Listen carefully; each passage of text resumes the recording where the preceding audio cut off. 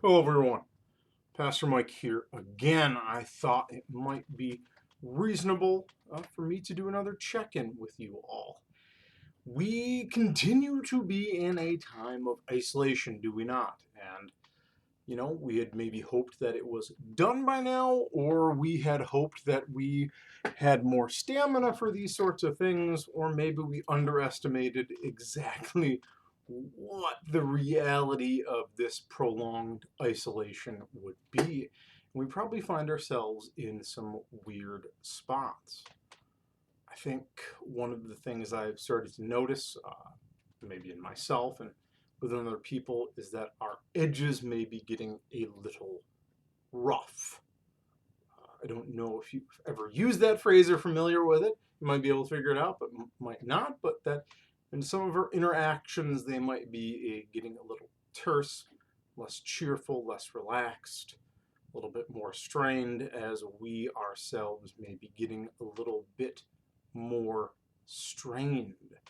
And I tell you what, it's interesting, those moments. And one of the things that I think is helpful from personal experience, but also from the reality of, well, being a pastor, is to kind of look at what might be going on behind that. We as pastors sometimes might call that confession. Now, confession is a useful thing to speak out the reality that we find ourselves in that is not the way it should be or that we want it to be. That we can confess that throughout long periods of time. The church had that opportunity for people. It has gotten some weird realities throughout different points in history and this, that, and the other. But I think at one major level, it served this amazing purpose that you could talk to someone, a pastor, religious leader, and to bear forth some of those internal realities, to lay them bare, to take a square look at them, and to, in some ways, bearing them forth, to try to get past them, to leave them behind, and in some ways even ask God to help you manage yourself and be better and made holy, take some of those negativity from you to be able to move on and those sorts of things. In some ways, confessing maybe what we're struggling with right now may be good. Because sometimes we'll say, hey, regardless how I'm feeling, I have to be doing good. Too much depends on me being good or doing good. Well, I'd rather honesty probably win the day. And, there may be a lot of things, and I might throw some things out there to maybe help you meditate on that. I mean, we could be struggling with just the general anxiety of the situation. That we are afraid and worried about our current situation, what our situation will be afterwards, on numerous levels. I mean, financially, socially, familially, you could probably create a list easy. People got fear about that. I mean, will the toilet paper industry take over the world because it has become richer than everyone else? I mean, who knows? Maybe somebody is worried about that. Not to judge them or anything, but you know, we might be afraid about certain things, and to own that and to say the fear is powerful.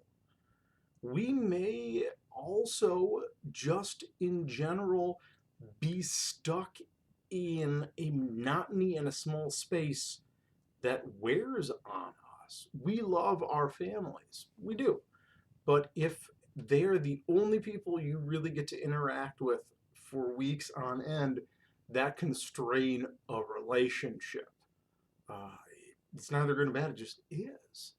And again, even some of our schedules are so weird and not what we're used to them being, and that roughens our edges, sometimes makes some other pieces of reality harder to do.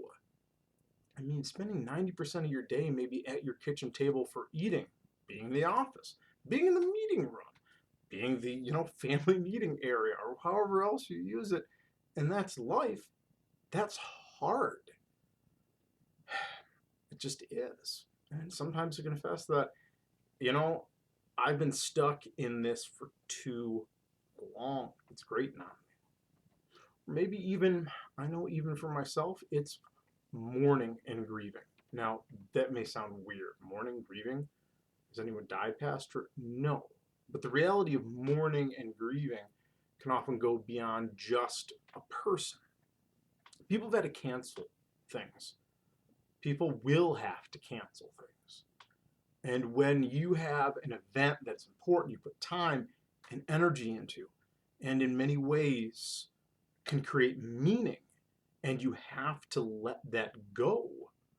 You mourn what it was going to be and what it in some way symbolized. And it's not what it's supposed to be. And that hurts. And that's what mourning is. In many ways, even when we mourn a loved one, we mourn, again, if you've been to a funeral with me, and I like to raise this up, we mourn often the loss of the future realities we can do with that person. And that's hard.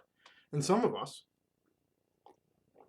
are maybe mourning, excuse me, different things we have to give up. I know I'm mourning the fact that, Holy Week and Easter aren't going to be the way that I want them to be. Because those are important to me. I'm a pastor. Those are huge. Those are going to be different. I don't want them to be different. I want them to be the way that they're supposed to be. Because by gum, that's how it's supposed to be. But we have to mourn that. We have to own that. And I've probably been rough around the edges because of that. We have to own that. We have to be honest. I mean, I might have been rough with somebody in a text or even a phone call or some of those sorts of things. And God bless. We got to own that. We got to apologize and put it out there. So maybe then the question is, with that being the case, how do we move on? And I think there's a couple strategies we can do to help us. One, gratitude. Be grateful for what is good. Now, gratitude is an interesting thing. Gratitude is not becoming a Pollyanna and saying that the things that aren't bad cease to be bad just because you're grateful. No. There, I think balancing the perspective. I think our blinders can hyper-focus us on what we don't like. And we can miss the good that is there, the blessings God is giving us in the midst of realities. Turn your gazes on what some of those blessings are, and maybe even speak what they are. That's good. That's healthy. That doesn't outweigh the bad. I'm not saying that you go into your kitchen and be like, oh, I'm blessed with running water. That means I don't have any problems. That's not true. You do have problems, but you also have blessings. Those two realities can coexist, but it's unhealthy as God's people to only see the bad. Be grateful. Two is, in some ways, even in the midst of these things, are there things that we can leverage for growth? You might have different time frames than you're used to. And one of the things that I'm going to hopefully start doing is trying to do more than what I've been doing. I've been doing a lot of thinking, a lot of planning. Yes, that's praying and planning at the same time. That's really what I meant to say. But doing these sorts of things. And I'm hopefully going to start using Zoom, because Lord willing, I think I figured out how this thing works. Maybe do story times with kids, and maybe that'll alleviate maybe some moments for you to not have to be prime relation or caregiver with a tiny human being in your house, or maybe older human beings, or maybe you want to hear the story and your kids can be in the other room. I don't know, man, but whatever feeds you, that works. Maybe simple Bible study stuff. I know Kit is going to hopefully be being able to pull off something good with the ladies' breakfast tomorrow. That's good. Use those things, leverage them. Maybe you got a ukulele in your basement. You can take up the uke. God bless. There are things you can do to leverage. I'm not saying it's easy, but to create the opportunity out of it. And finally, again, double down on our faith and trust. God has not abandoned people. He doesn't. That's not in his job description. And if we hyper-focus on the bad, we can miss how he continues to be God amidst these things. And if you're willing to look at Scripture, we can see that oftentimes people find themselves in situations that A, they never thought they were going to be in, or B, they never wanted to be in. I'm betting Shadrach, Meshach, and Abednego never saw nor wanted to be in a fiery furnace. That was not their probably choice. But God was present and God saw him through. And to double down on trust and to look, to get that lens to see that even in the imperfections that in our control and what we want, God is still in control of things that he should and will be able to do what he does. I don't know. Maybe that is some perspective for the week. Maybe there's a gem in there that you can find. But above all, you guys stay in my prayers. I'm still available. I'm still trying to look after the things that need to be looked at. Central, all those other pieces, some of them are going to be left until after the isolation. But blessings to you all. And let me know if you need me. We'll be seeing you soon. Bye now.